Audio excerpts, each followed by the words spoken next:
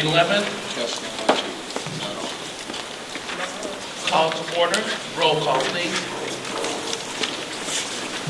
Trustee Williams? Here. Trustee Oscar Brown? Request to call in. Madam Mayor, before we continue, Yes. we can ascertain that a quorum of the board is present. I would like to, I did receive a request from Trustee Oscar Brown, dated Saturday, March 8th at 2:20 p.m., requesting electronic attendance at this meeting. And the email reads, he has a family emergency. His cousin is in the hospital, and he feels he should go and check on him. He attached a copy of Standing Rule 2010-01-C and asked that he be allowed to attend. He did leave a phone number that he could be contacted. Should I? Yes, please. Oh, I'm sorry. Is there a motion to allow him to call in? So moved. Second. All in favor? Aye. Any opposed? Any opposed? Okay, here. Okay, now let's see if I can get him on this sophisticated phone. It's not. There's no officer at the table, Mr. Lanier. Oh, there he is. Excuse me, sir. I'm not getting a connection. That's okay. Could you please bring me the names of the cards that's at the table?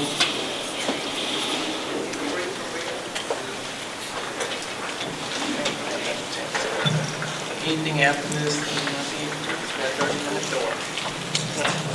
Madam Mayor,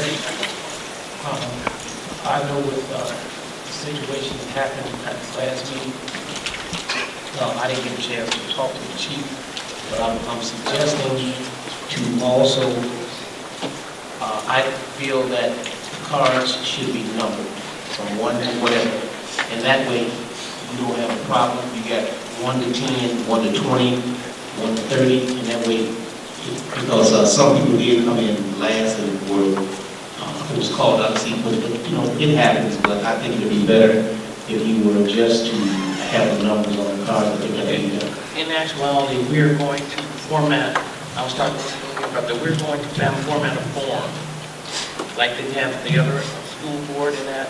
So the forms are there, they have 30 minutes, they get here, and they can talk, they can write out, no one else has to cover. So we're going to form it more organized. Thank you very much, sir. Madam You Mayor, call? Madam Mayor, I'm sorry, but I'm unable to get a connection. As far as there's no Wi-Fi here. That could be, but you don't have, that's in a phone jack, that's in, no, it doesn't need a phone No, jack. it doesn't need that. Yeah, it does.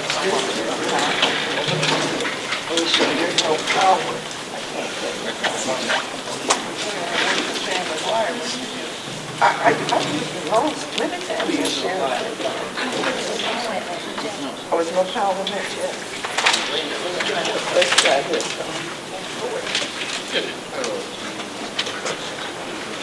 You need this ticket being here? I shouldn't. Let's try plugging it in. Okay, you got power now? We'll see. Let me try. I tried both. I tried both.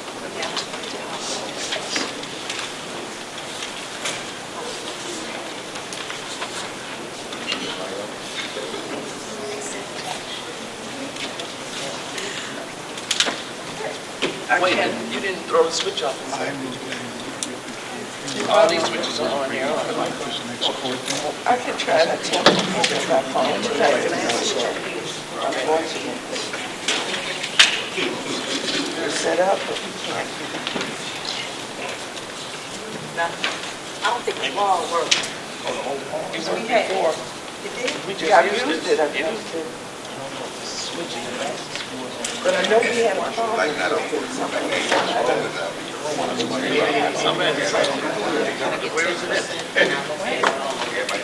I can, no, you can't do that. I can attempt to contact him. Okay, it sounds that. All right. We tried to. Yeah. I'm not thinking. She just said, look, they give me time, don't put the overalls on, come back. See if I can reach it. Took them all off. I'm attempting to reach trustee Oscar Brown.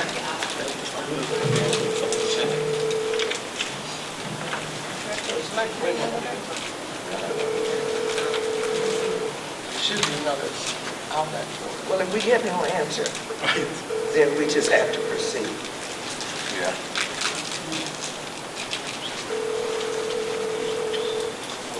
Forwarded to an automated voice messaging system.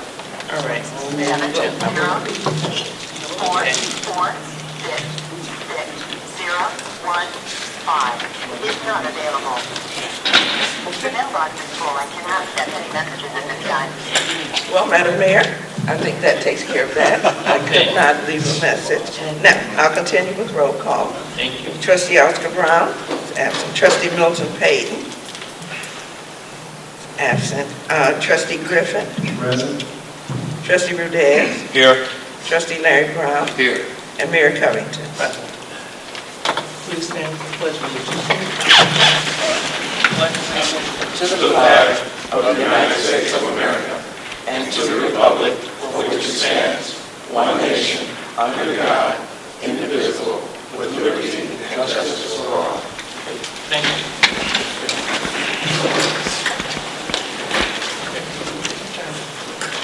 The minutes. Madam Mayor, if we could have a table of the minutes, unfortunately, Deputy Clerk Kelly is having some problems in transcribing them as to what should be left in and what shouldn't from the last meeting. Okay, no So I'm problem. going to get a tape and we're going to try and make it. Okay. So, Second.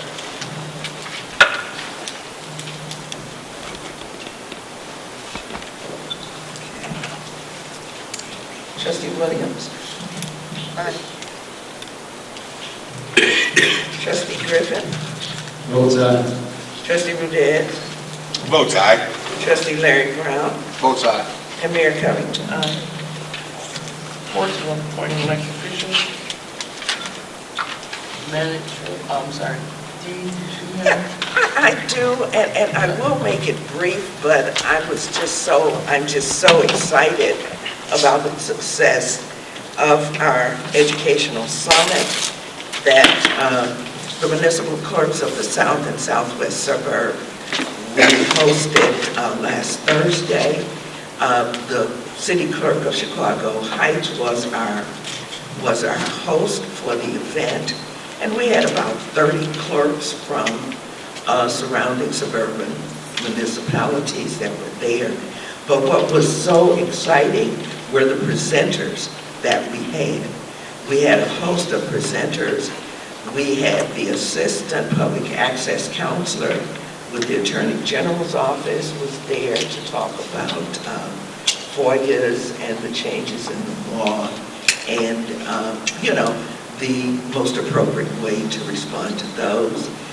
We had the assistant state's attorney was there talking about seniors and frauds and elderly abuse and all of these type things. We also had Bob Costa there from the Office of Government Affairs, where they talked about 100% transparency in governments and how we can test ourselves and, just to stay in compliance.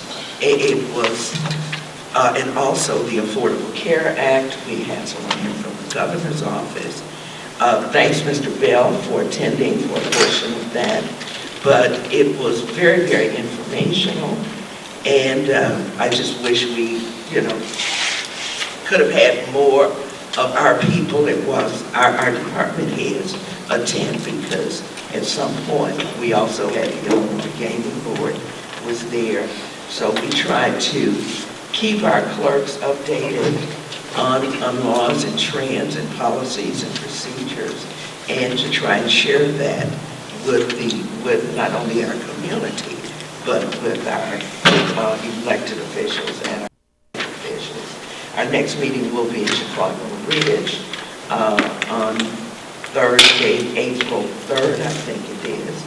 And we will have as our presenter Adam Lasker, which most of us are familiar with, and he will be dealing with new laws and trends in OMA and FOIA. So if any of you guys want to go, just let me know. Minimal cost, $25 for that one. But it was so educational.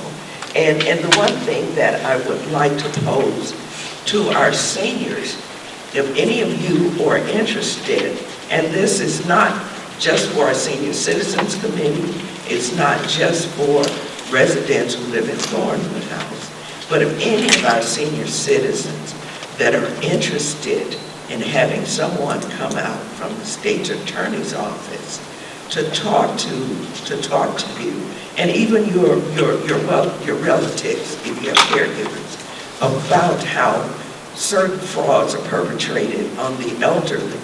Even though we think we're spry and that nothing can touch us, there are such sly ways that people make livings off of conning people. And if you guys are interested, please let me know, and I can arrange this along with Affordable Care Act. We can get someone from the governor's office out. But I would hate to set this up and we've got 5 people attend when we've got a community of over 7,000 people. My phone number is 708, and this is anytime, 473-6201. Just let me know, and we can set this up. Thanks. Thank you. Thank you. There is a new clerk for you. Nothing really. We really looked at a trend a couple of times from the FOIA Act is nothing new, but beginning in 2010, when there were quite a few amendments, 2009, we looked at how the requests for FOIAs have increased from like 81 when it first went into existence to over 3,000 now annually. These are complaints that go to the Attorney General's office.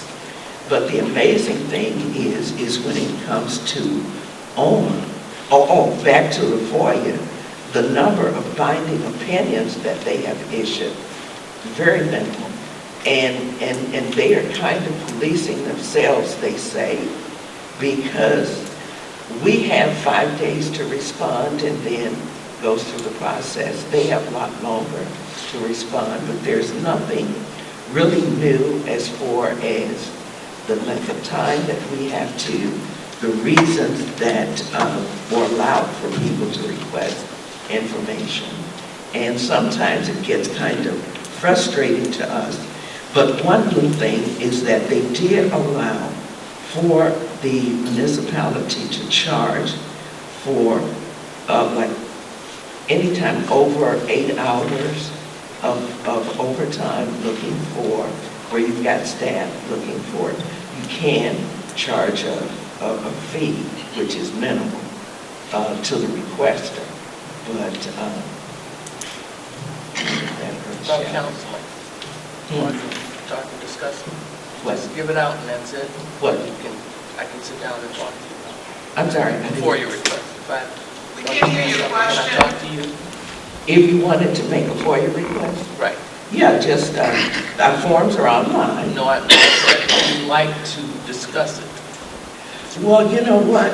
We're not obligated by the Act to explain the information that's detailed in the reports that we give. If someone makes a request for FOIA, unless there is an exception to them getting that information, we have to provide it. And we can only ask if it's for commercial, if we feel it might be for commercial purposes.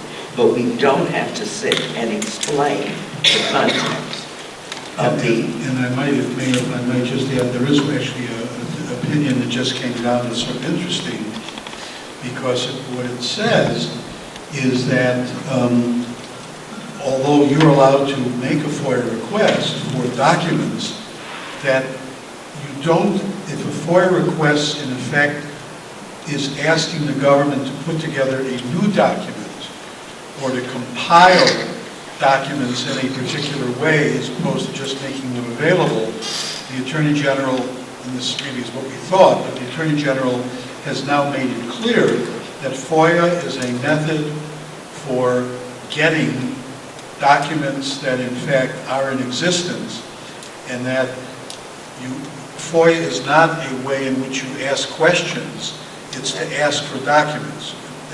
And that's not to belittle or make it a smaller important task, but people should understand that you can't basically say a FOIA request, please explain to me why this is done this way.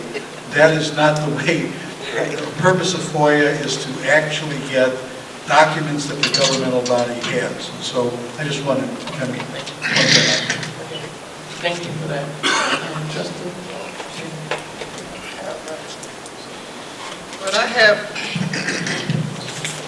What I have here is the letter from Anthony DeLuca, State Representative, 80th District.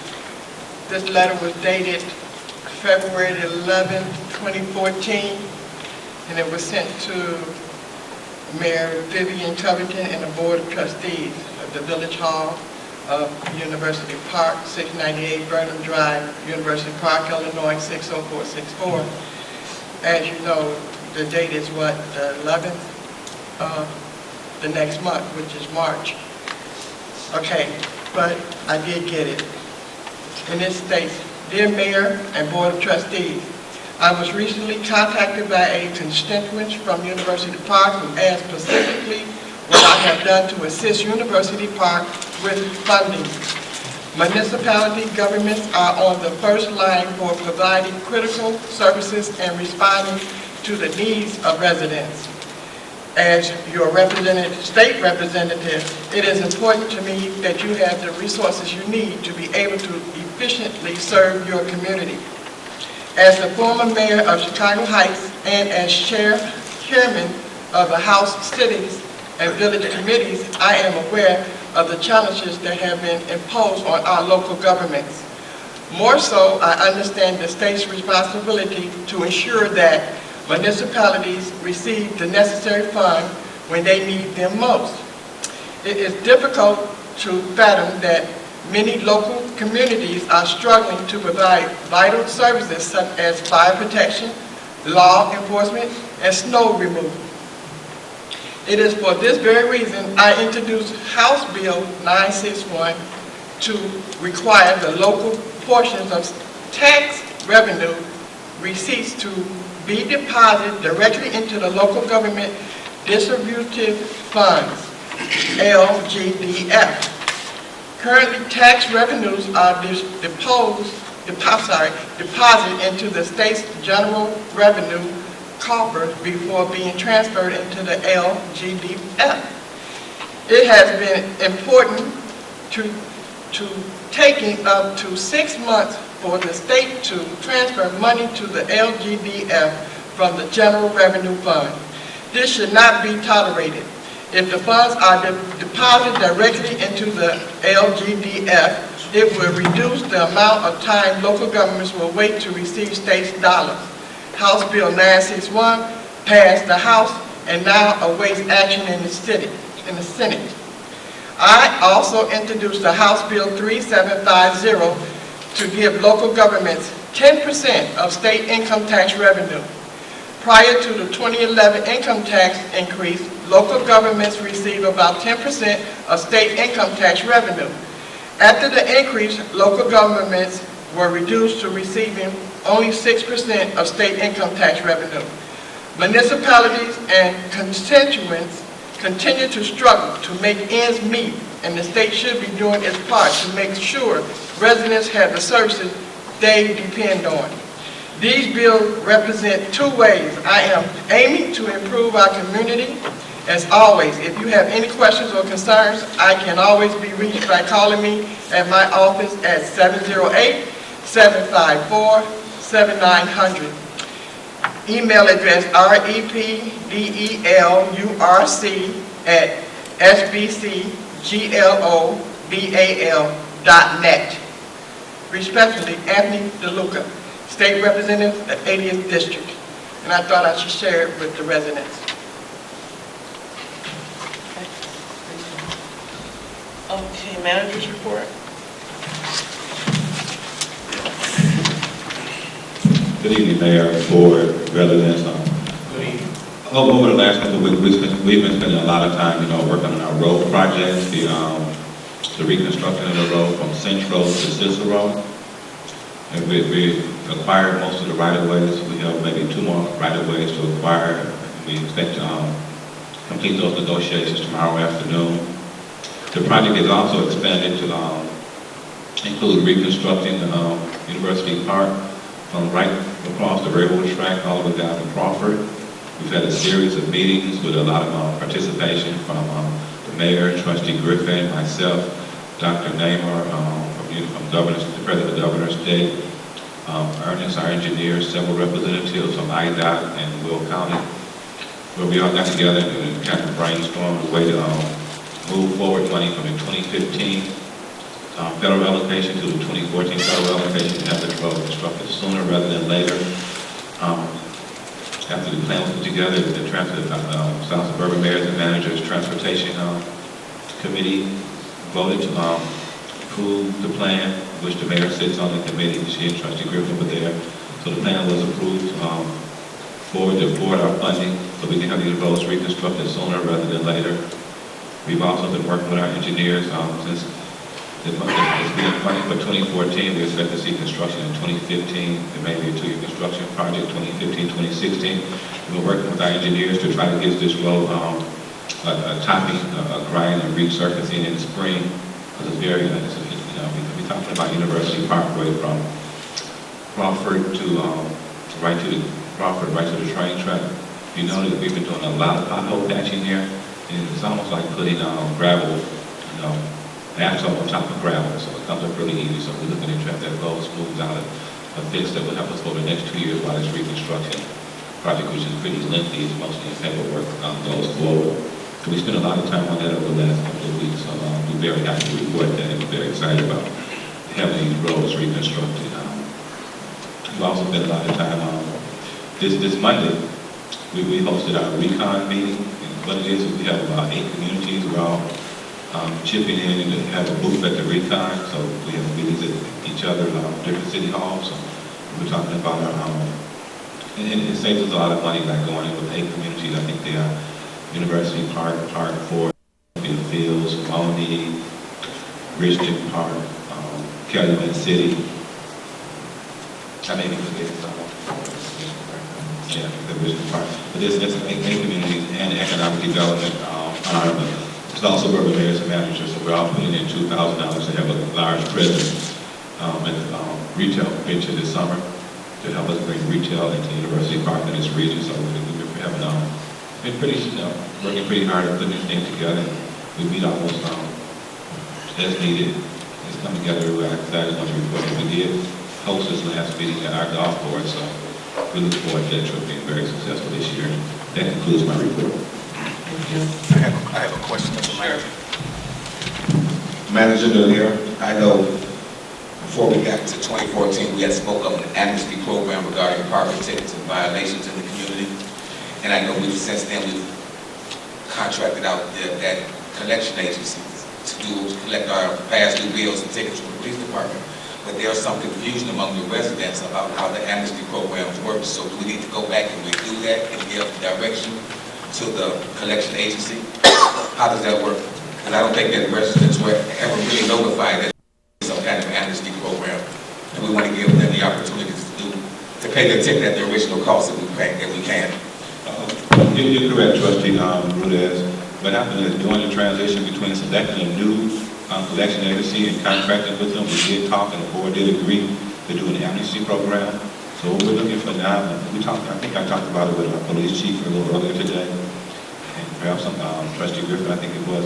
But what we need is for the board to establish the time period, and we'll go back, that they would like the amnesty program to run. And we'll go back to the collection agency and give them that direction, and then we'll begin to broadcast it. So if the board it was suggested 60 days, 40 days, 90 days. If we get a consensus on the time period, then we go back as early as tomorrow to begin to direct the collection agency and publicize the amnesty program. When will, now, trustee, let you finish. Yes, yes, I am. On that note, to piggyback on that, now how are we going, people have received the notices and the tickets, and what are they going to do now? Do they bring them in? How are we going to redirect that? Well, once the board says they're going to set the parameters for the amnesty program, say for the next 90 days, starting next Monday, anybody that pays during that time period, their tickets will be reduced to the original price. I thought it was 50% of the original cost. Is that what or whatever it was that we discussed? I think the ordinance 50% of the original 50%. cost. Don't you have to, Wouldn't it be best to check with the company that you've contracted with to see how, because I assume, are they going to implement it, or this would be something outside of their jurisdiction? It's not outside of their jurisdiction. You might recall when they contracted with us, they did indicate that they had the abilities to run the amnesty program also. Right. Yeah. So we will go back and begin talking with them tomorrow once we know what period of time the board would like this amnesty program to run. But I do think that since they do this all the time and they kind of know how to do it and what notices to send out and what is successful, I think rather than, it's not on the agenda for this evening, so if you could get a consensus tonight and then bring back a resolution at the next board meeting that the company has going along with, I think that would probably be a more efficient way. That's what we're looking for, the sense of that's clear as far as, how long the board would like the amnesty program to run. Okay, I have a question on the same matter. I have 2 letters from residents, which they had a concern also. I gave them 14 days. Tickets have tripled. So once the amnesty go into effect or whatever, this nullifies this letter and it goes back to the original amount, to the original face amount. I believe what the board itself was 50% of the original amount. Back to the face value, that's what No, the clerk remembers the notice. okay. She remembers the notice. I'm pretty sure it went back to the face amount, but we could never come up with a date. He stated what it was, but we never implemented it in a newsletter or by phone to the residents. Well, But I can just add, I mean, if these are current tickets that they They didn't wouldn't be pay, eligible. okay, so these are old tickets? Yeah, just because I think you don't want to do it for your, so I think you have to have something really that the company is prepared to deal with in a resolution that this board would actually act on. They're contacting people now. Right. They contacted them now, so they can contact them and tell them that the amnesty program is in force. What date are you going to start it? So, April? They're suggesting April. I believe we should be able to get it up and running by April 1st, but what we need to know is for what time period? June 1st. April 1st to June 30th, is that the consensus? April 1st to June 1st? Okay. I thought we looked at April 1st, and 90 days after starting April 1st. Okay. Consensus matter? Yeah. All right, sir. All right. Any other questions? I got one other question.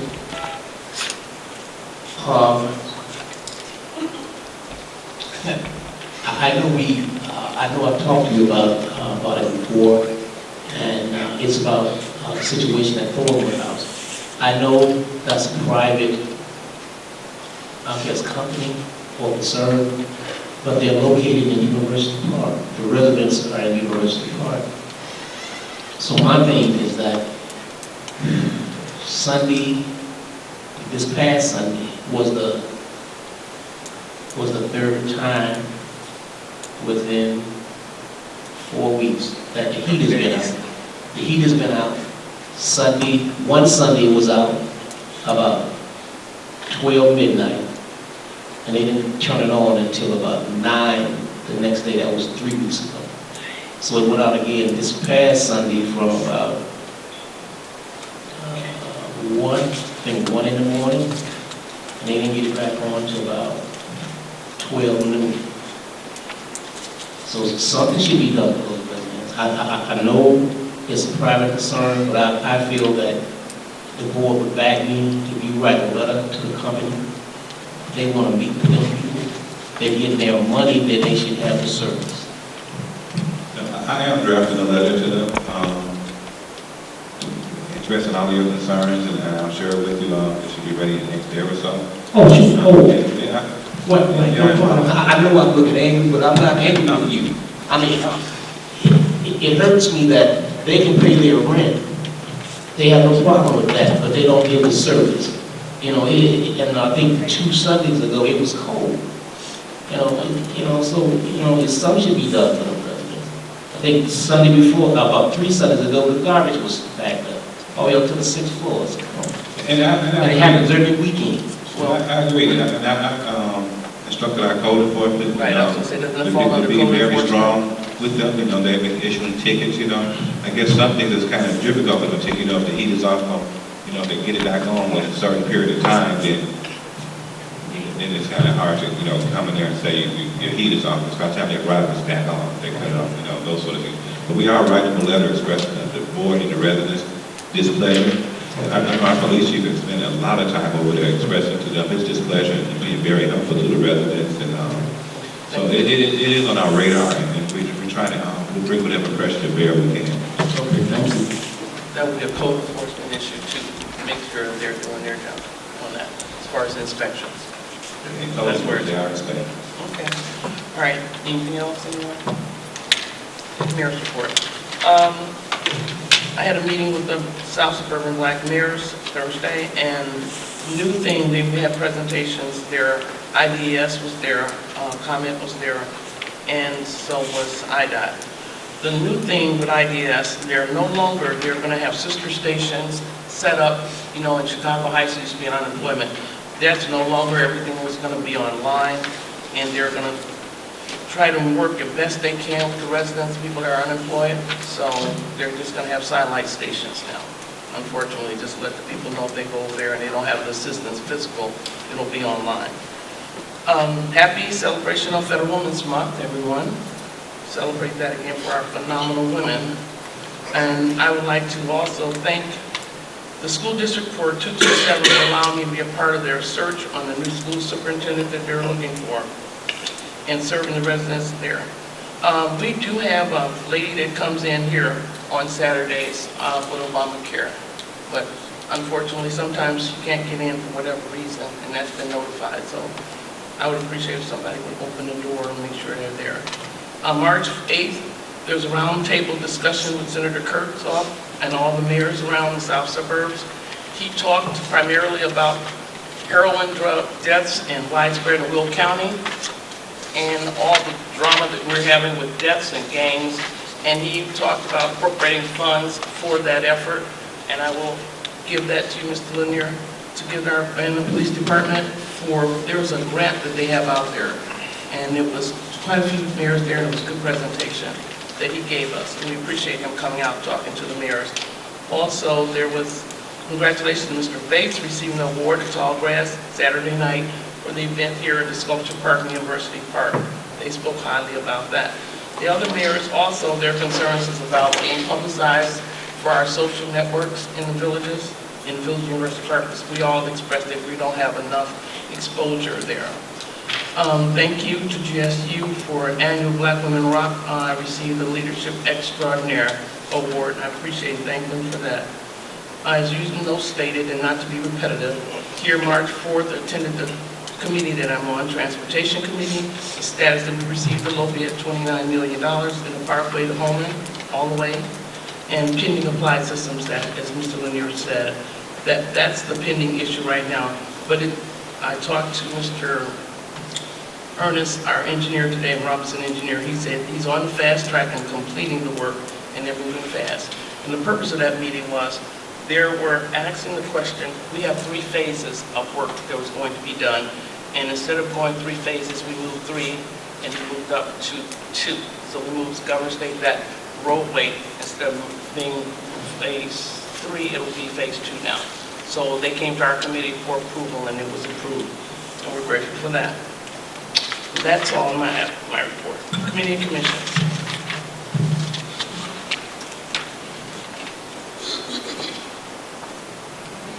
Okay, reports of other officers. Oh, you did, I'm sorry.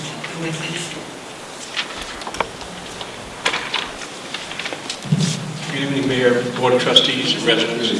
We had a good meeting last Saturday with the Human Services Special Events Committee.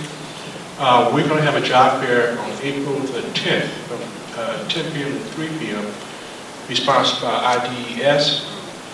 We're also going to have talk about men and women health fair, and we'll be screening for diabetes, prostate.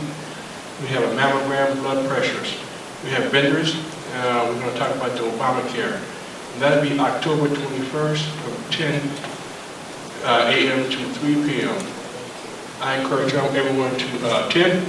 And we're still working on our carnival. We changed the date of the parade and carnival from August 15, 16, and 17 to August the 2nd. Okay, so we still have meetings every second Saturday, so I encourage everyone to attend. Thank you. I'm sorry, Mr. Travis, there I found out too in one of our meetings, there is money available for carnivals and special events, so I'll be giving them. Yes, sir. Any others? Report of other officers. Good evening, Mayor, Board of Trustees, and residents. Just wanted to let the residents know if you have any young people between the ages of 8 and 14, we look forward to having them join us for a fun and healthy fitness class starting on Saturday, March 22nd through April 12th. The time is from 1 to 2:30. We will take them, make sure they have gym shoes and bottles of water. We're going to take them in an exercise facility, which is located here at 34 Town Center. Also, we have, I mentioned at the last board meeting about the trout grant we got. Got an email today, it's 880 pounds of trout that will be here. So, we are encouraging the residents to sign up immediately. That deadline is Friday, March 28th.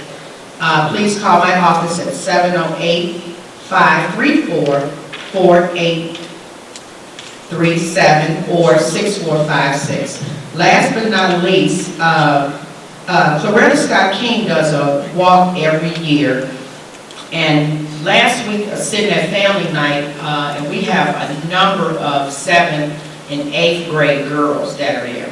So we were all sitting there, we were talking, and I was asking them questions on what would they like to do. And they mentioned they wanted to walk. So one of the young ladies, she told me not to mention her name, but she wanted to walk on behalf of cancer.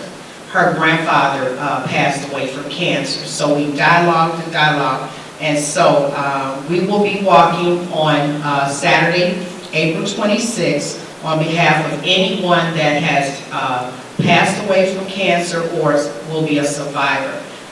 We ask that you wear your own favorite t-shirt, get a gang of people, get your neighbors, get anybody.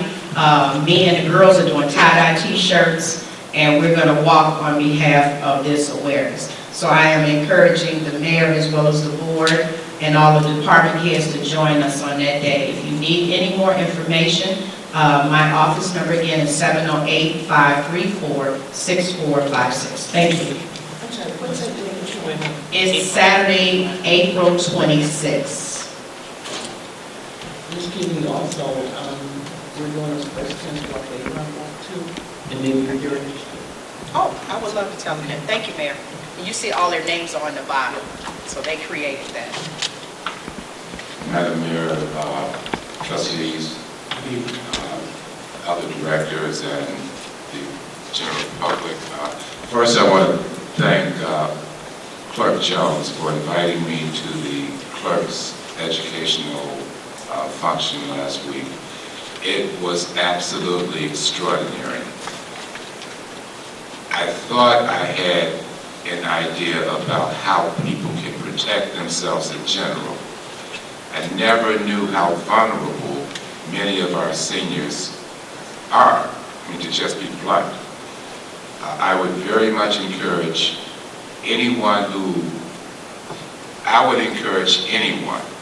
to contact Clerk Jones and orchestrate or arrange for an assistant state's attorney who is knowledgeable about protecting seniors to come out and give that talk.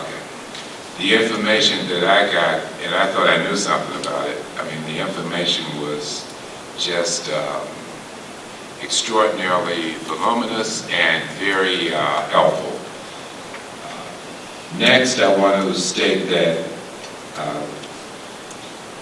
every Wednesday this month at First Baptist Church, First Baptist Church is hosting and sponsoring a sign-up program involving the Affordable Health Care Act. They will have certified navigators. They're called certified navigators, people who are trained in navigating through the website, the Get Covered Illinois website, to get people signed up for health insurance. The times that program will be running will be every Wednesday, the 12th, 19th, and 26th, from 6 p.m. to 7:15 p.m. and the same Wednesday from 9 p.m. until they get you signed up. That's the goal. It may take 2 visits to get everything done. It may not. But I would encourage everyone to take advantage of the availability of the certified navigators who can help you go through the website and get you signed up for health insurance. Thirdly, and this is something I took a great deal of fun doing and experiencing. As you probably know, there was what I call a Black History quiz in the last newsletter. I had a great deal of fun putting it together. I was astounded by the response from everyone. I got many emails, and we did have 5 winners, or 5 people who responded correctly with answers in the time frame that I was requesting. Those winners were Stephanie Fleming, Raymond Hatchett, Cynthia Hudson, Art and Marva King. I say Art and Marva because Marva signed it, or put her name on the email. It was from Art's email address. I don't know how that goes, so I'm not going to name one or the other. They probably did it together, and I'll leave it at that so I don't cause any confusion in that house. Okay. And the 5th winner was Vanessa Veal. I met or talked with each one of them, or corresponded with each one of them. They all seemed to have enjoyed participating, and it was exhilarating to me to see an interchange between the village and the residents that excited both the village, the residents, and the people in the village. With that, thank you for your time. Thank you. Any others? Attorney? I'll respond during the meeting. Thank you. General public? The hours and the weather forecast, we're going to ask everyone to stay there and so we can move out and move on. Thank you. Ms. Mildred Morton.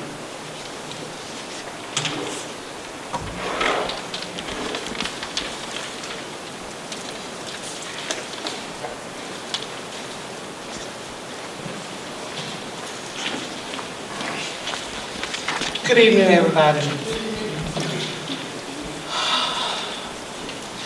Mr. Lanier, I think maybe a few months ago, we we were interested in Mr. Bolton and his presence, being head of the IT department. Is there any way he can attend, or if he's not available because of different things that's going on with his family? How about Mr. Jack? We need to talk with someone that is in IT. Also, I'm going to address this to all of the trustees. Since after 2011, with this administration, almost, to present date, almost $1 million have been spent with Davis Staffing. That's a lot of money. We need that money. This village is bankrupt. And I just wonder, what can you guys do about that? You are the trustees. Can you take that money and bring it back here so that we can continue to live in somewhat of a decent lifestyle, and appear to be prosperous? Ms. D. Jones.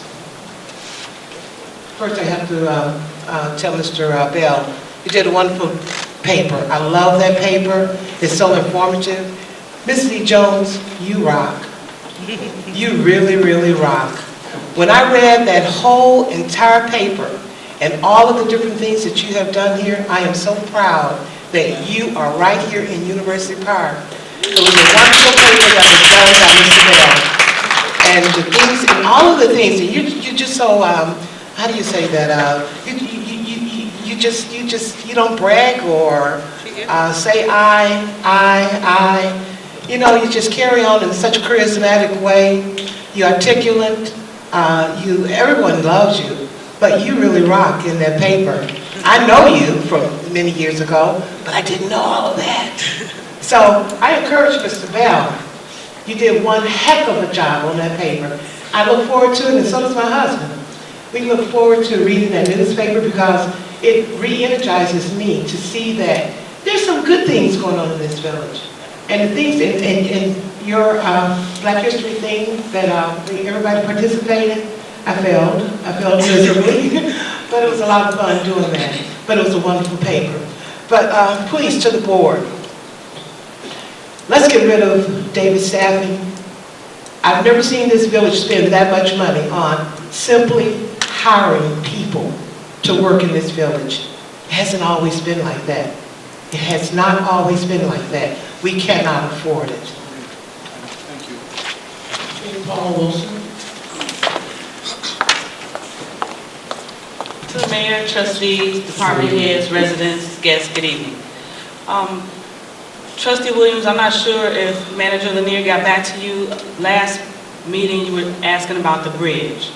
At the Planning Commission meeting, Ernest from Robinson Engineering indicated it may be 30 years before we get a bridge. So part of the planning, part of the new comprehensive plan, thank you, Mayor. Part of comprehensive plan, they're talking about rerouting some of their traffic so that it's not coming onto University Parkway. And that's the best they can do with the money we have right now. But I'm not sure if that got back to you or not, but it will be about 30 years out, he said, for that bridge. Secondly, I'm up at Friday nights at the gym, and this past Friday, a couple of the young guys were talking about different people who got shot. I don't know if they were telling the truth about a couple of people who got murdered. I know it's been discussed about having a police blog someplace so we know what's going on. I'm not sure if those rumors are true. If they are, Chief Bradley, do you have a plan in place? Absolutely. Okay, so were they true? No, a couple of people didn't get killed. Okay, because that's what I heard. One was at Johnny's, and then the other one was at a party where 3 other young people got shot. That's concerning to us. Now, I know a couple of summers ago, Chicago Sheriff's Department volunteered to help University Park Police Department out for free. We've been getting, and since we don't have the truth, because we don't have a police blog, I don't know if the rumors are true or not. But rumors have been spreading about young teens being shot, young youth being shot, We heard about it up here. I implore the board, contact Chicago Sheriff's Department and get them to come back out and offer their free assistance. It's no cost to the village. I had a problem, didn't understand then, don't understand now why we can't get free help when they offered it to us for free. So please think about it, reconsider it, and see if we can get them back out here to assist our new chief with some of the crime that's going on in University Park. Thank you. Thank you. Mr. Keith Ross.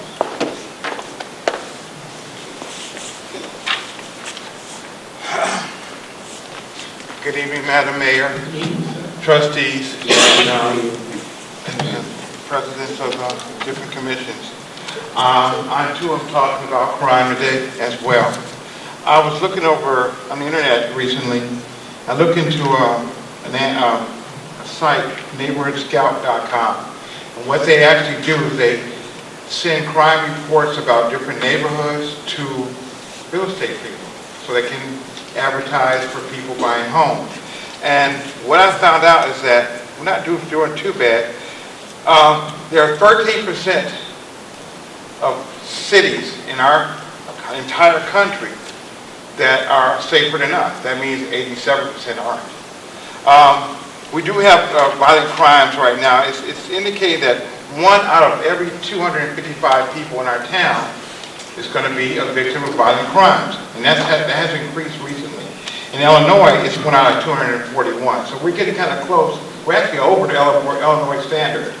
Our property crimes in our city, right now, it looks like 1 out of every 26 homes are going to be affected by some type, or have been affected by some type of property crime. To add on to what she said, I don't know how she got in my brain, but August of last year, there was an ordinance repealing the intergovernmental agreement between University Park and the Cook County Sheriff's Police. Now, Mr. Rudez at that time indicated that he thought it was vague and it would take over, their forces would take over our police department, which makes good sense because they have more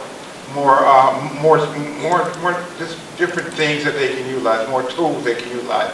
And they could have probably taken over our department, strength-wise, which is okay. Milton Payton indicated that it wasn't any particular adverse effect on our citizenship. In fact, it would be good. Larry Brown, who is a police officer who would know just as much as any other police officer, told you that it wouldn't be an adverse effect on our town. In fact, it would assist us. What we need in our town right now is we have to work on our children between 15 and 18.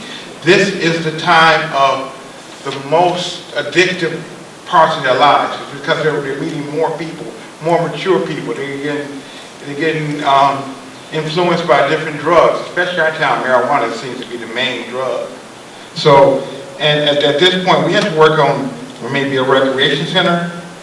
We need cameras in the parks and in our different streets.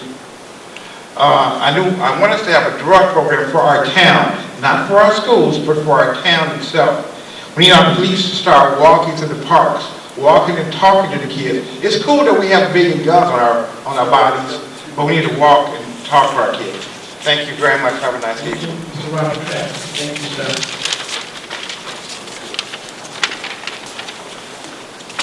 Okay. Good evening, Mayor, Board of Trustees, and residents. You guys are shuffling cards up there? No. I have one of them. Let them Could you please summarize the letter that Trustee Williams talked about? A lot of people don't understand, and I didn't understand. What I'm here to talk about is the commissions and committees that, and the ordinances that's going to be changed. And I think the way you're going about it is too hasty. The commissions and committees are University Park residents. They're like your staff. They give you information, and so you can use in the village. And a lot of the committees are actually mirrors of the departments. And before you change it, I think you should have a workshop with the citizens of University Park, so they understand what's going on, what new committees are coming on board, what old committees are being changed. And so I'd like to appeal to you to kind of slow down, get the residents involved, have a workshop or two and get their ideas. Okay, thank you very much. On Anthony DeLuca's letter, he's letting you know that the things, you know, like the GED class and any other things that the snow removal, all of these things that he was talking about, these things that we should have money for in our village that we don't have, that he's been working on getting it to make sure that it gets to our community. He also was saying that 10% of it is passed already, and we have gotten the money, and it's put into a thing called LGDF. Mr. Lanier, do you know what that is? Lanier, can you explain it to the public? The local government distributive fund. The way it works now is that when people pay their taxes, their income taxes, their sales taxes, it goes to the state.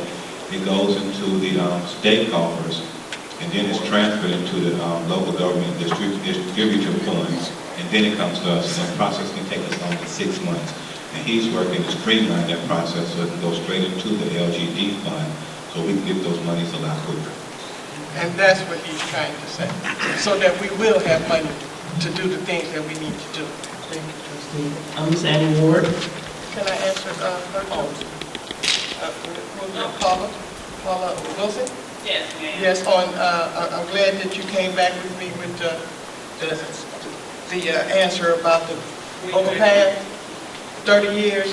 Well, I hope it doesn't take 30 years. I'm going to be up here making sure that I'll try to get it here faster. You know, I'm not going to give up on it, and I'm going to keep on and keep on, and I hope I can get some of the residents to help me behind this. And you saying that they're going to bypass, there's no detour, okay, there's no way they can do it, because that railroad track comes from here all the way down to, what, Chicago? Oh, Chicago. So what they going to do, take it up? I don't believe everything I hear, but I'm not going to let it go. That's all I have to say. I ask that you read the comprehensive plan as it's been put on the website. It does mention a little bit of that in there. And if you have any input, it'd be great. You can comment on the comprehensive plan on the website, or you can see any member of the planning commission, and we could take it back to the group that's been selected to work on it. Okay, not back and forth, okay. But I just wanted to let you know what I'm going to do. I'm going to keep on it. It's a federal initiative. And I will talk to the federal people. Okay. Ms. Marianne Alexander. Marianne Alexander. That's what it is. That's what it is. I'm sorry, Ms. Annie Ward. I called her before. I'm sorry. I called her.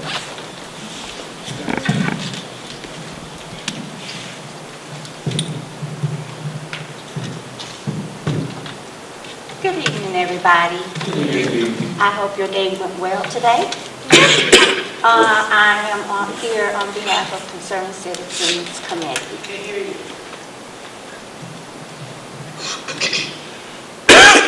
Okay, first thing I want to say that remember when we used to be University Park Forest South. Yes. Park Forest have their own water, which is Lake Michigan water. Has anybody ever contacted them for us to tap into their water so we can have their water, you know, by tapping into them and let Aqua go? Do we have a contract with Aqua? And if we do, how many years is that contract for? Well, I think the answer is not the contract. Yeah. They own the system. Yeah, I don't think we do not have a contract with Aqua. The problem is that Aqua is the certificated public utility in this area, and with your suggestion that could we get our water from Park Forest, the problem is this municipality doesn't own any of the water lines. They're all owned by Aqua. So we do not have, unless we rebuilt an entire water system, we have no ability as a government to in fact utilize any of the stuff that is in the ground. It's all owned by Aqua. So we can't get in, can't tap into Park Forest water at all? We couldn't, Aqua, if Aqua wanted to, Aqua would be able to do such an agreement. Of course, Aqua is proposing to bring water from the Kankakee River. But, Which is polluted. well, I don't know the answer to that, but No, I do know- that's my but I do know the answer to your question, which is unfortunately, we do not have the ability that some governments do to try to get water from somewhere else because we do not own 1 inch of the water system. Or sewers. Okay, at the last meeting, you spoke about hiring yet another temp agency. I think you said the name of the agency was Fact Finders to do the background check and, things like that for the new employees. Do you realize that it would be much cheaper if you were hired a much needed human relations person that can do all those things for you, and that'll be a person that's in-house? That person can do the background check, set you up on a payroll system, and do type out job descriptions and policies and procedures, and a lot more. And it'd be a lot cheaper if you hire the right human relations person instead of an agency.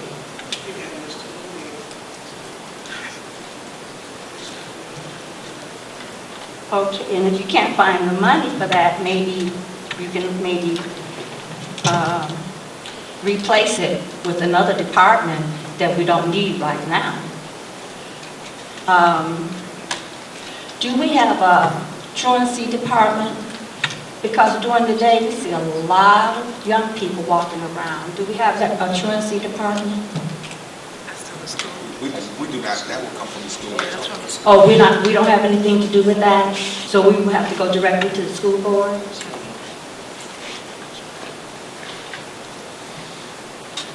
Okay, I think that's about it. But I really wish that you would consider hiring a human relation person, because that person can do everything that a temporary employment agent can do, and more, and save money. And I just want to thank you for not hiring me for the dining room position, now that I know why you didn't. Thank you. Thank you. Marion Alexander Griffin, please.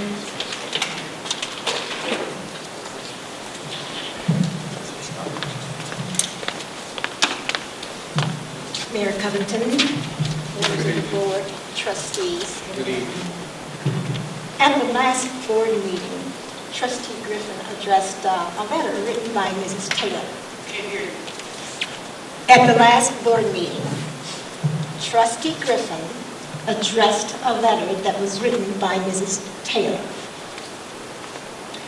Some of the trustees said that they didn't receive the letters and suggested that perhaps it was political. I don't know why some of you all didn't receive the letter, because I personally hand-delivered these letters to Village Hall and presented them to the clerk and asked her to put these into the slot, each trustee's mail slot, and of course, our mayor. I did this for Mrs. Taylor because she asked me, and I'm a friend of hers, and also I was in total agreement with what she said in that letter. Like I said, I don't know why some of the trustees didn't receive it, and I'm sorry that you didn't. And if you would like to have a copy, I'm quite sure we can get you one. I'd like to address you, Madam Mayor. You always speak of not being respected by your board members and your other trustees. I was addressing the mayor, and I was advising her that she always says she's not being respected by the board or the trustees. Okay?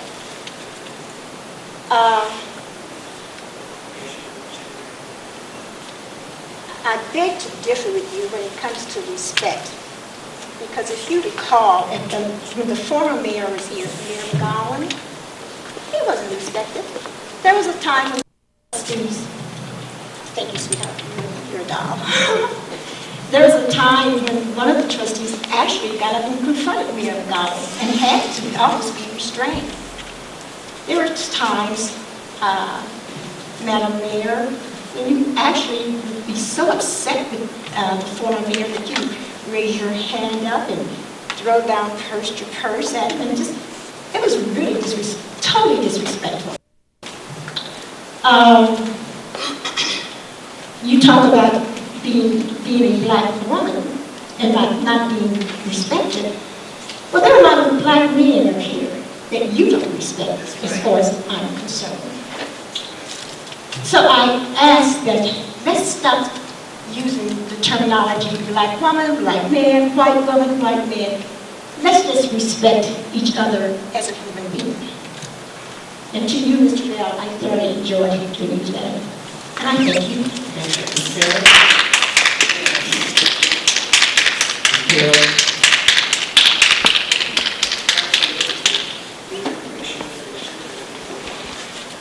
Good evening, everybody. Good evening. Good evening. Mr. Bell, I also want to say I really enjoyed that. It's nothing like getting information that you can read, that's useful, and it's educational, and then you can pass it on. That's what we want to do with the information we receive, not only just read it, but we want it to be worthwhile passing on. So I thank you for that. I'm up here also to address information from the last meeting, and my name was used in many different comments, and that's fine, because it should have been. That was my letter. I'm the author, and I stand here flat-footed and tell you that I agree with everything I wrote too. I wrote basically everything that was coming from the December 10th meeting. And in that meeting, I must say that I was not there, but I actually viewed that meeting, and as I viewed it from my living room, I became very disturbed. And the only way I could really deal with that, really in a civilized way, was to put it in writing and hope that it would be addressed by the board. I came to the following meeting after December 10th, and I stood here before you as I do now, and I indicated that I had put the letter in all the mailboxes. And I indicated that I'm sure you didn't have time to respond, but I would look for a response, whether it was verbal or whether it was written. It didn't matter to me, because I really wasn't up to confront and cause confrontation. It was just that there was such a display on at the December 10th meeting, and it unraveled my spirit that I wanted some form of a response. No one here that day indicated that they did not receive it, that I remember. So therefore, even if it wasn't in your mailbox, although I did ask, it was very interesting that I had asked Miss Mary Ann Griffin to put that in the box, and I'm so glad I did it because it gives me a witness. But the bottom line is that opportunity was given when I stood here to say that it was not received, and no one said anything. So therefore, I assumed that it was received. Once again, I did not put that out with really ill feelings. I put that out with more hurt. I'm a proud resident of the University Department. I hope I'm not using up more of my minutes than I think I'm probably at 1.5, but I'm a proud resident. I've been out here for almost 30 years. I don't have much time to put in a lot of times now because I'm a teacher, and as you guys know, as you read, we are being worked beyond prepared. However, I have put in my time for those people who know me out here, who lived out here that long. I have given my time to this community, and I'm very proud. And so when I'm embarrassed by what's going on, I'm bold enough to stand up and say it. I'm not going behind my curtains. I'm not going to someone else and say it. I'm bold enough to say it to you. And for that, I think I should be respected the same way as if I'm saying something to offend you, you be bold enough to come to me. Because we're adults. And that means we have to respect each other, but I don't have to kowtow to anyone. We want to hear her. We want to hear her. Okay. I'm not really done, but I have one more thing if you allow me. If you allow me. I do want to say this when I talk about respect for University Park. I'm not talking about respect for Deborah Taylor. I'm talking about respect for University Park. And respecting University Park, we can't allow people to sit on our board. And I'm not picking at anyone. I'm just saying that's flat-footed. We can't allow people to sit on this board that say things to discredit our community, or their character can't keep them where a vote may have seated them. You have to have character, integrity, and the vote. Thank you. Welcome. Okay, discussion of agenda, unfinished business. We have nothing. New business.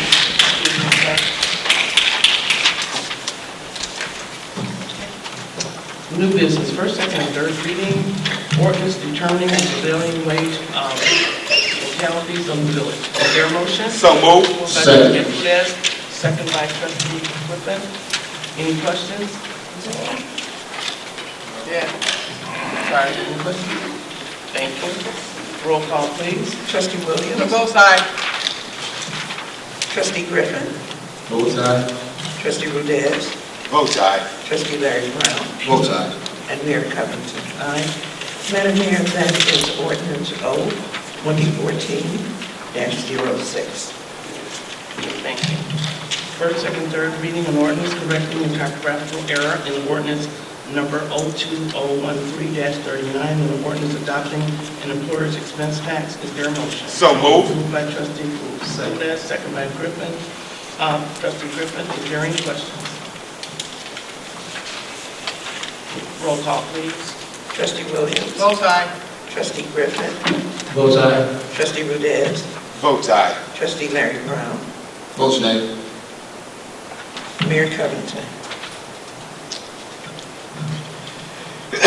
Why are we doing this? Because of the typo? We bring it back to the board for a typo. Madam Mayor, motion carries. That is ordinance 2014-07. First and second, third reading. Could I go back just for a moment? What was the vote on that motion? 3-2. Yeah, you have to have 4 votes for an ordinance, so the motion at this point fails.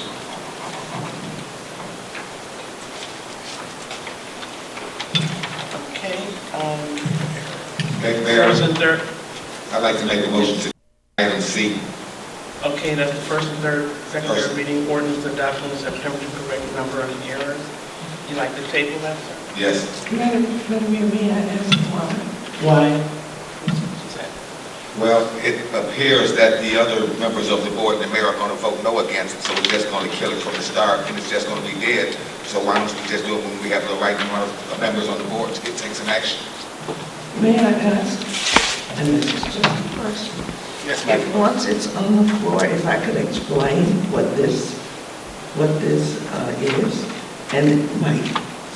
Maybe Mike Grant Clary? Okay, I'll Yes, I'd rescind just my like to motion to clarify. table. Second.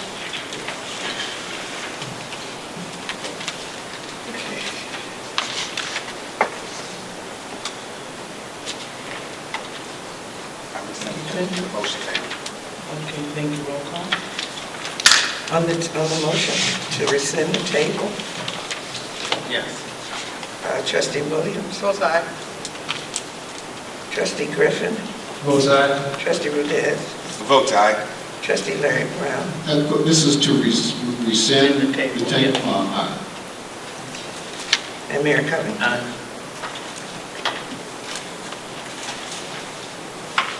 Okay.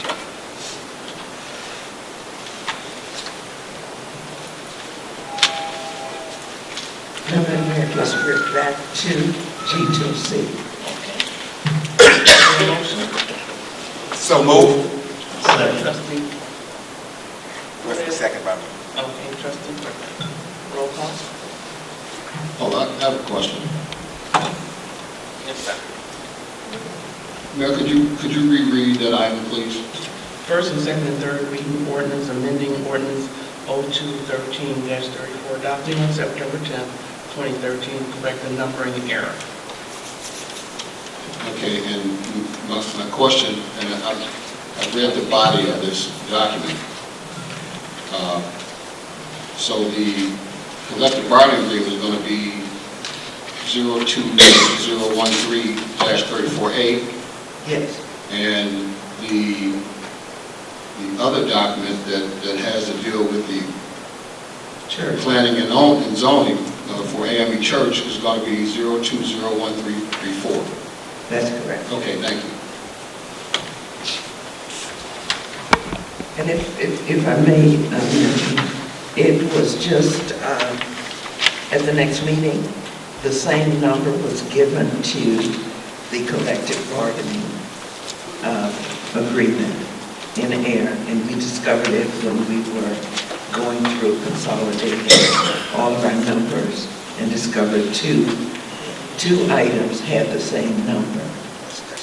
So rather than correct the entire remaining number of ordinances, and we have done this in the past, we just gave 1 and 8, and the first one passed the original number.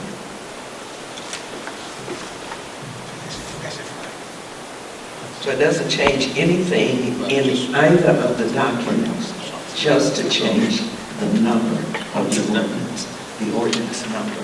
That's all it means.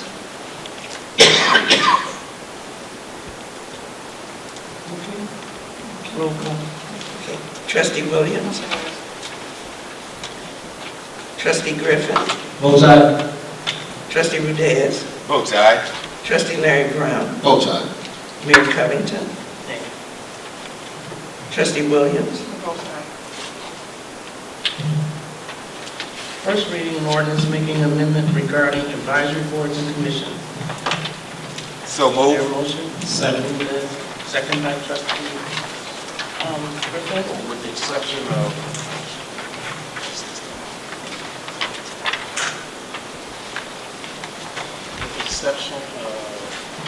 public works. Public Works? Yes.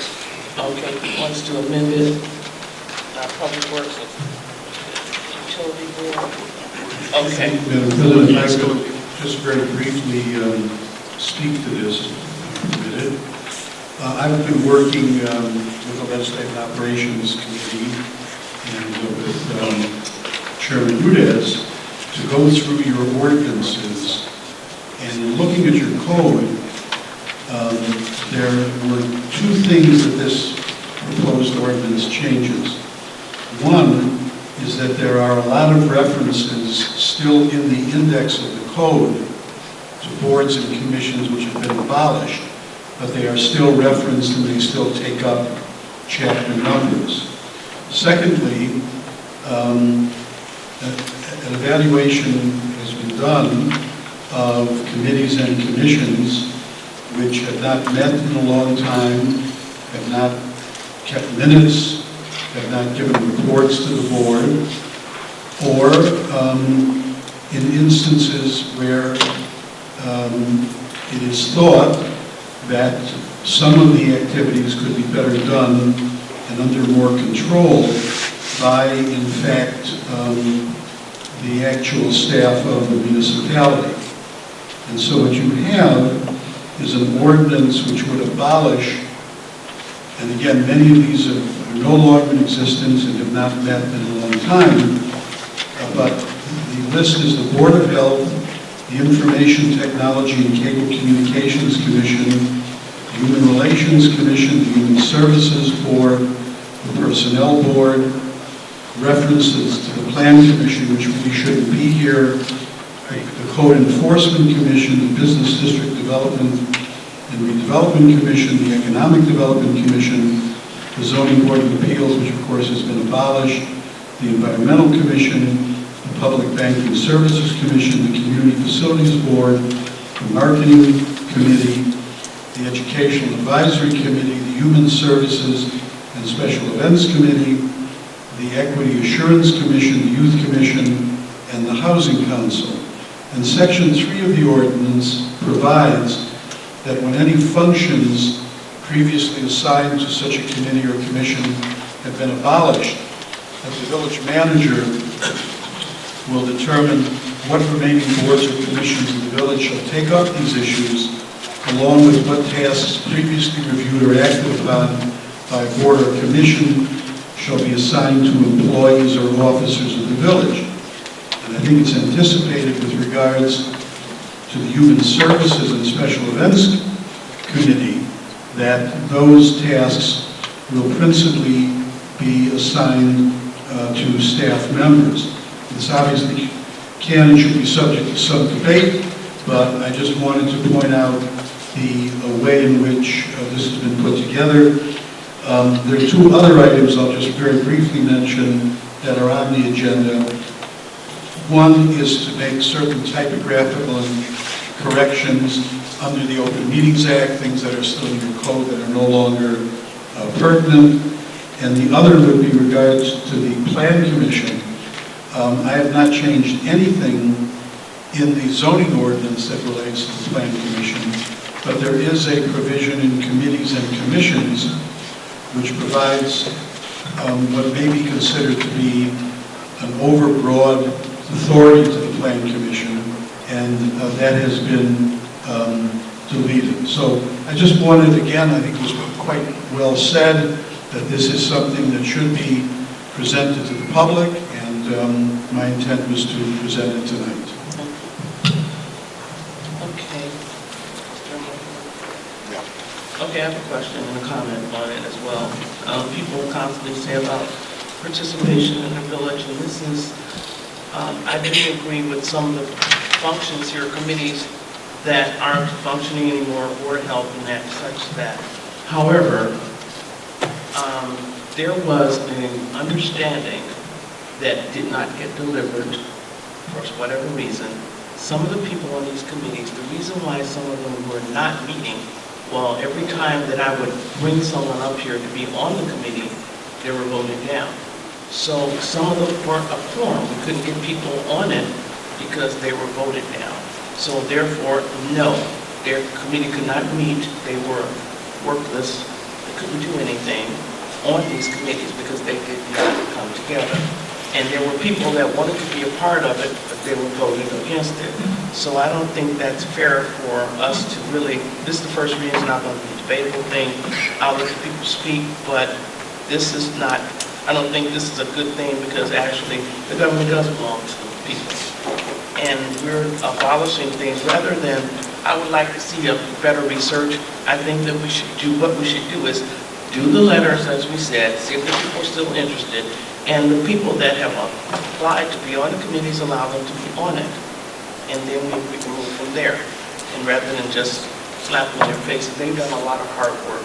And on the other hand, I wouldn't like to see a lot put on our departments because they can hardly do their jobs now and they're overwhelmed. And then we have people, skilled, intelligent people with these gifts that can do the job, and they're not being afforded to do that. So that's my comment. Roll call. I'm sorry, I have a question. I'm sorry. I have a comment, actually.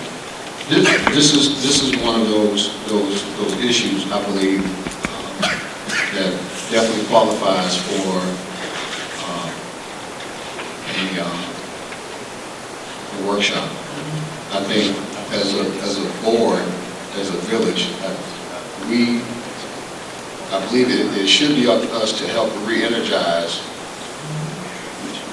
Not all of these, I'm not saying there's not issues with all of them, but I believe that we should reach out to the residents and make some of these committees available for them to help to volunteer on it instead of just delete them. This is definitely a good issue to have a workshop on with the residents. I agree. Any other comments? Roll call.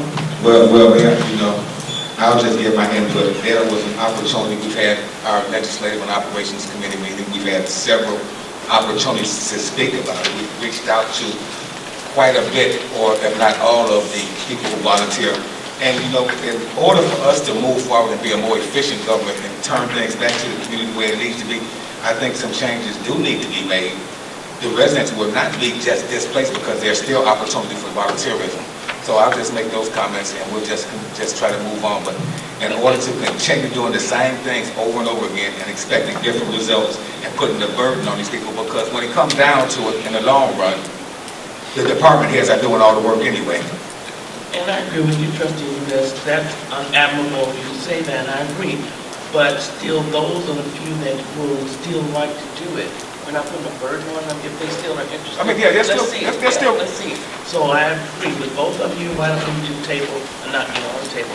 Why don't we just, this is just the first reading, why don't we have a workshop to see what they have some input to see if they want to keep them, if they're gonna come, and be faithful to it, and whatever. What do you think? All right, let's do the first reading. Okay. Roll call, please. Trustee Larry Brown. No, it's not going to the podium. Trustee Larry Brown. Pass. Trustee Rudez. Votes aye. Trustee Griffin. Votes aye with the change. With what change? He wants to take off. Taking out public work. public works out of the And it's a committee now. Okay. Trustee Williams. Both aye. Mayor Covington. Trustee Larry Brown. Votes no.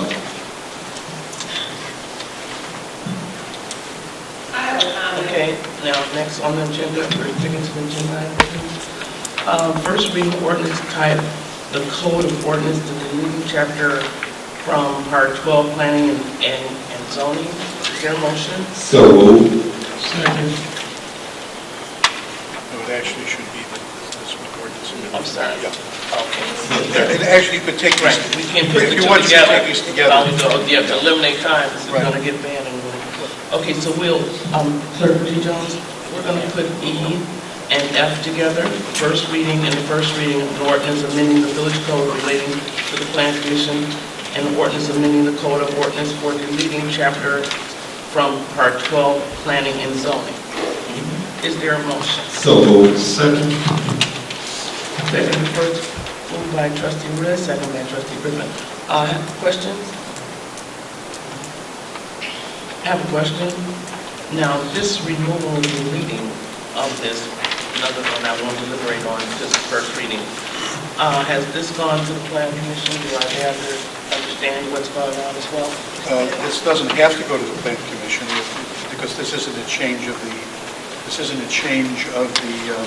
zoning ordinance. The one thing that I did mention in my cover letter, sorry, let me Please don't.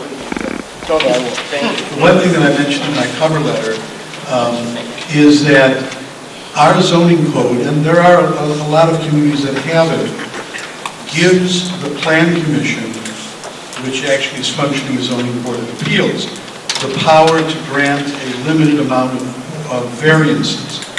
Many communities don't do that. They basically want the village board to pass on all variances. And in order to change it, you'd have to go in, we'd have to have a public hearing before the plan commission. Basically what I've done here is, in my view, attempted to clarify the general powers of the plan commission, not in the zoning code, but in the section of the code that relates to boards and commissions. So the answer to your question is, obviously the plan commission can look at these ordinances and comment on them. One of the reasons I recommended that it only be a first reading, but this doesn't have to go to the plan commission, and it really doesn't change any central powers of the plan commission. All right. Any other questions? Roll call. Trustee Williams. Both aye. Trustee Griffin. Votes aye. Trustee Rudez. Votes aye. Trustee Larry Brown. Sorry, Madam Mayor, we're combining 2E and 2G. Yes, sir. Yes. Okay, votes aye. Mayor Covington. Aye. Resolution authorizing the submission of a bidding proposal for the operation of the village post office at Town Center 4. Is there a motion? Mayor, I'd like to make a motion that this item be transferred to the Legislative and Operations Committee for review. Right now, it's on here for us to do a resolution. It's not a problem. If you want to workshop it, that's fine. You want to workshop it? I just made the motion to the direction. Yes, ma'am. Second. Okay, we'll workshop it. I'll second. It's a motion, that's a proper motion. The motion is a motion, if there's a resolution before the board, one of the things that one can do is make a motion to refer this to the Legislative and Operations Committee meeting for consideration and a recommendation back to the village board. That would be a proper motion. Okay. And I think it's been made and seconded. Yes, it has. And I have a question. Okay, just to let the public know, this is something that we've been waiting for forever. And it's, It's not what you. Thank you. I can read a little bit on that. That we're trying to get a VPO here. There's no more, there are a lot of post offices are closed, and we're trying to open our first VPO. It's called a Village Post Office.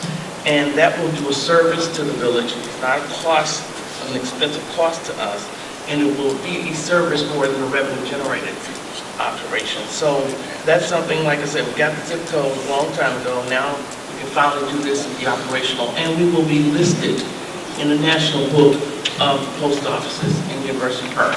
So I just wanted to let you know that. Okay, roll call, please. Trustee Williams? This is to transfer. Yes. Transfer. Aye. Trustee Griffin? Both sides of transfer. Trustee Rudez? Votes aye. Trustee Larry Brown? Votes aye. And Mayor Tubbs? Votes aye. Bills payable.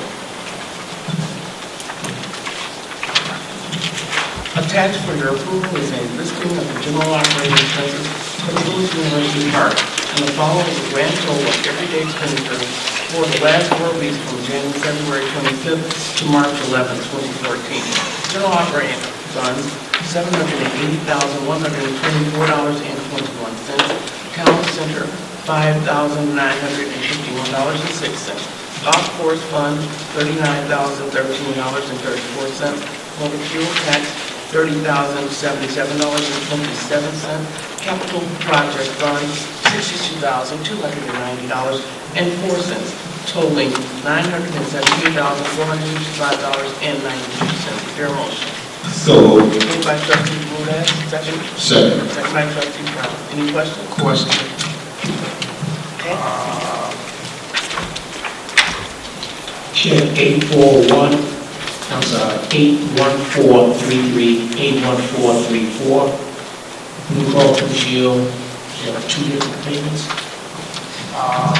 You have 93,742, 92,617. 2 separate months. 2 separate months. But you have the same, I see what he's saying, you have the vendor number. Yes, right. The vendor number should be the same vendor. It should be the same. Yeah, Okay, when you doing this, could you, on the other side of employee health insurance, could you put, I don't know, could you put like month of April, month of May, month of Okay, it's February, cut off. March? It's cut off right here, we'll try to change what we're description, and maybe we'll put the money in first, maybe. Okay. Okay. It's on the breakout, isn't it? Will this pay for the policeman's health care And one more. that they don't have? I just want to ask one more. 81445. Manager here, how many more payments do we have for that for Crawford Murphy? Tilly. I don't know off the top of my head, you know, we owe a substantial amount of money. I can certainly have finance do this report. But have you caught up with that, correct? Pardon? We have caught up with that? No. They haven't been paid for years. Okay.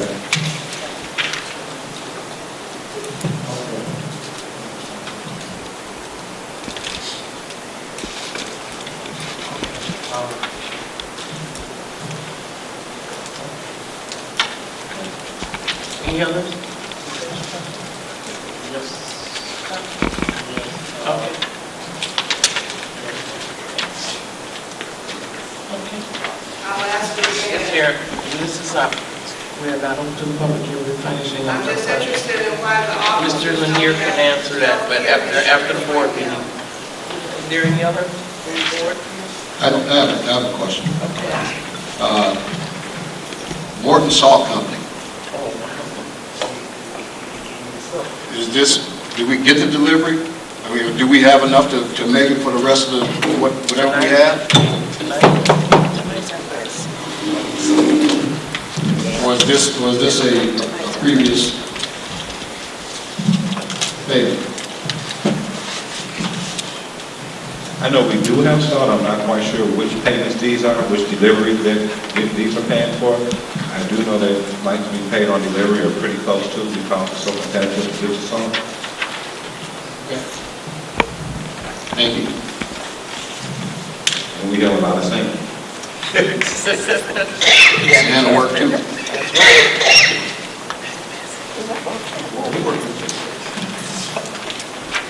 Okay, any others? Any others? Roll call, please. Trustee Williams? Both sides. Trustee Griffin? Both sides, ma'am. Trustee Rudez? Both sides to pay the bills. Trustee Larry Brown? Both sides. And Mayor Covington? Both sides. Okay, please, trustees, I know Zora's out coming up. We limit our time to 3 minutes as we do. Both sides. Okay, trustee Williams. Hi. I would just like to let the public know that I will continue to fight for the things that I believe in and for the things that the residents send me here to do. This is why I'm here. I'm here to work for the residents, and I am a resident, so I'm working for myself. This overpass, I don't see no way around it. There's no way that they can pick up any train tracks and redirect traffic, because when that train comes, you're going to stop. I don't care if you have flashing lights, or stop signs, or whatever. And I will still get out there with IDOT. I have to sit there. I hope people help me, with me, and we'll sit there and we'll fight for it. Because when you know, when is it, Mayor, the 4-year college, all these students are going to be coming here. Everybody's coming here. We're going to have overpass to come over those tracks. Jefferson State will be crowded, and I'm going to sit here and I'm going to fight for it. Just like I fight for the GED classes, and they still are on the books, and I'm going to still fight for them. Thank you. Thank you. Good evening, everyone. I want to say thanks, I appreciate everyone coming out. At the last meeting, there was some same things said that I said, that I did say, and I don't agree today. That's like, Trustee Payton is a very polarizing individual.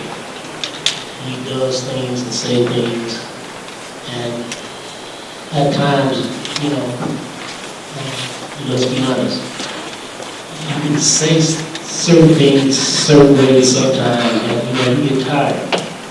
But my thing is that he has a way of doing things and saying things, and no one calls him that. I call him a jerk, because that's what I felt at that time. And I don't mind.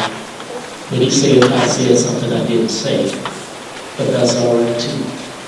The two ladies that came tonight, Ms. Taylor and Ms. Griffin, has come up and asked questions about certain things, and he made light of certain things about what they say. And everything's a joke. It's not a joke. People don't like their community being called a hood. You should have enough common sense and dignity to respect their feelings, because they've been here a while. And it's not the hood. And I feel that if you want to repeat what I said, then repeat exactly what I said. Because lately he's been having a thing, he has a fixation with this certain body part, and everybody's a a-hole. I don't know where he's getting this from, but you know, he's just on. But I'm hoping that he will, I don't know, get his act together or whatever. And my thing is that I look at people, they state that how they used to work in the private sector. And I wonder if you worked in the private sector, maybe that's why you no longer in the private sector. Because of how you act and how you talk to people. On a more positive note, I want to thank Manager Lanier for helping us work on the roadway. Hopefully this spring, we can have that road out there fixed, which looks like a demolition derby. It has holes everywhere. So hopefully we can have that road fixed. And it'll last at least a good 2 years until we're able to, the plan that we got with the other municipalities or the agencies in the south suburban land, we can finally fix that road. But hopefully we can get it together and we can fix it, and it'll be fixed for our residents. Everybody have a safe weekend. Those are my comments. Good evening, everyone. I'll keep it brief and short. Here we are, March 11th, 2014, and we're bracing for another snowstorm. Us Illinoisans are really, really tough, and we can just tough this one out, and we look forward to a bright spring and a summer, and the beginning of new beginnings for our community. God bless everyone that's look forward to making it through this other one and keep it moving. Thank you. Those are my comments. Thank you, sir. Larry? Thank you. Good evening, everyone, board members, viewing audience, those in attendance. First, I want to apologize to Mrs. Thomas, Ms. Taylor, I'm sorry. My first knowledge of your letter was at the last board meeting. And I can tell you that because of the way we get our mail, our boxes are not locked. It's an open, just throw us, anybody can come in there and get your mail. I was out ill, I want to say I believe from the December 10th meeting up until the next to last board meeting of this year. And your memo was the first that I heard at that board meeting. And I would tell you, and I am the type, I'm not, first off, I don't speak about things I don't know about. If I hear about an issue, I know it was mentioned in the memo about studio town builders. I heard about the incident, but because I didn't have all the facts, I'm not going to get up here and jump on the bandwagon and say, oh yeah, this guy this and this guy that, because I don't know.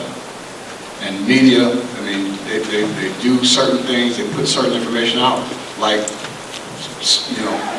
some of us, some of the time, that a lot of times it's just, it doesn't bear bear weight. And, comment about certain things, you can put yourself in a lifeless situation. I did get your last memo, and that asked about, it was an issue of being notified. It was about a police matter.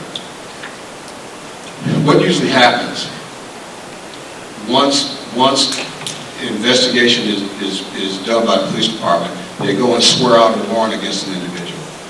Okay, and before you can put information out there, you have to make sure that that's the individual that you need, that the police department is looking for, before you can notify residents. And I'm not saying that you can still notify residents of issues, which I think we should know.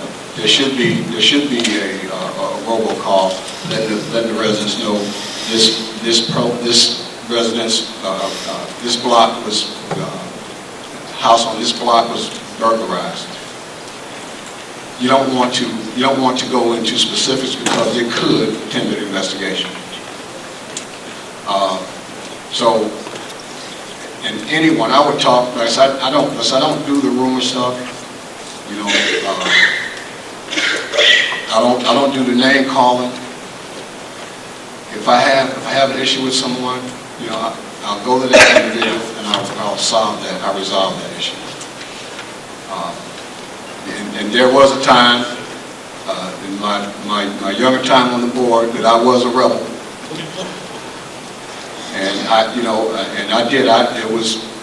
I'll tell you, there was an issue, there was a button that was pushed, and I regret that moment. But from that point on, I learned some things about human nature. I learned that, number one, everybody's human. Number two, some individuals may have motivations for doing this or doing that. Number three, I also learned that I asked myself, is it that serious? From that day on, that's what goes through my mind. So there's some things that just is not that serious for me. What is serious is my health, my strength, my family, and believe it or not, the health and strength of each and every one of you that I have to,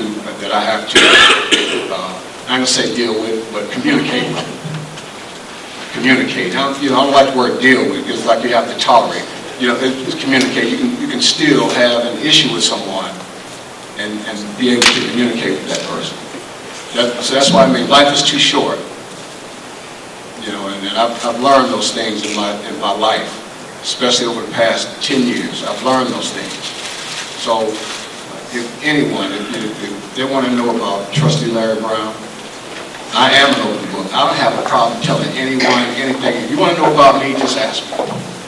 I'd be more than happy to tell you anything about me. And if I make a mistake, I have no problem. I've never had a problem owning up to it. And I've been a resident of this town 24, 25 years. I've worked here as a patrolman. I've put my life, and my life is still on the line. Every day, whether I'm a patrolman or not. Looking out for the well-being of the residents and this town. So at any time, anyone, want to speak to me about an issue, I'll be more than happy to tell you anything about Larry Brown. Thank you. Those are my comments. Thank you. My comments are, when you were here, Ms. Taylor, and Ms. Ritter, and we talked before, I said, you're more than welcome to come talk to me. And you did. The letter, I feel that I can explain myself better verbally than I could write a letter. And let you know, my secretary's been out, so I didn't get it. And I apologize for that. Again, as he said, I'm human, and I'm not perfect, and I will not call. There's only one person on the entities. And if that offends you, then I apologize for that. That's who I serve, that's who I love. And that's all that comes out of my life when I'm not known. But there are things that, as Trustee Payton said, the airplane is on the ground. Some things that you really might know, I can tell you more explicitly what's going on. And as far as respect, we do get out of character sometimes. And it's just human nature. But I do love them all anyway. And I do anything for them. So there's no hatred in my heart for them. I love them, and they can't do anything about it. So if you'd like to continue to talk to me, you're more than welcome. And you've been in my home when my daughter passed. So you know that I'm open to talk to you anytime. And I hope that we can all be what you want us to be. We love each other. We're just like kids in the family. We all want to fight and argue, but we love each other. Because you guys just want us to be. So that's not anything offensive, and we offended you, I apologize, but we should work better as a board and respect each other better, and you're absolutely right. And it's hard, and sometimes sitting in this seat, because in all of our seats, we get bashed all the time about the things that people don't even realize what we're doing or what we're going through. And I can't make anyone like me, and if they don't like me, then I don't need them anyway.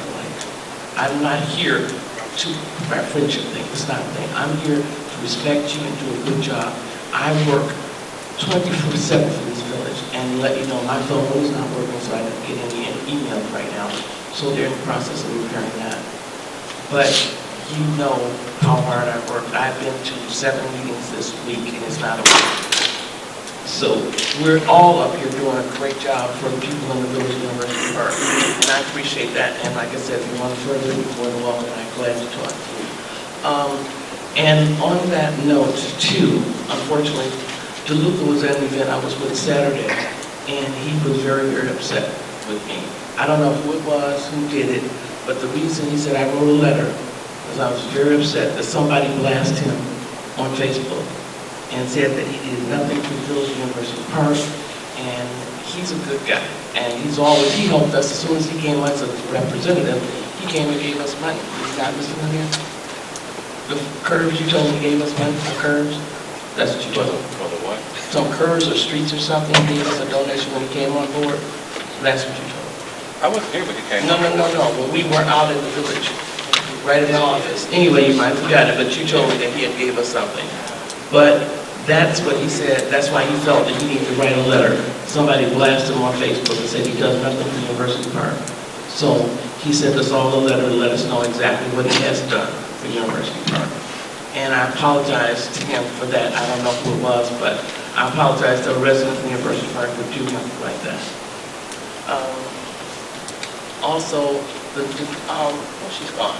But anyway, there is going to be, the Democratic South Suburban women are looking for young women to take to Springfield, so there will be contact in high school. I'll talk to Ms. Keeley to make sure that she gets there. Again, I thank Governor State for that, and I have pictures for you, Mr. Bell, to give you for the paper on that. And again, keep us up in your prayers. Keep believing we're trying to get where we need to be. And I thank you all for tonight. I love you and I ask for an adjournment. There's a motion for So moved. Moved by trustee Rivera. Second by trustee Jones. Second by trustee Rivera. Have a safe night. All in favor? All in favor, aye. Those opposed, same sign. Oh, no.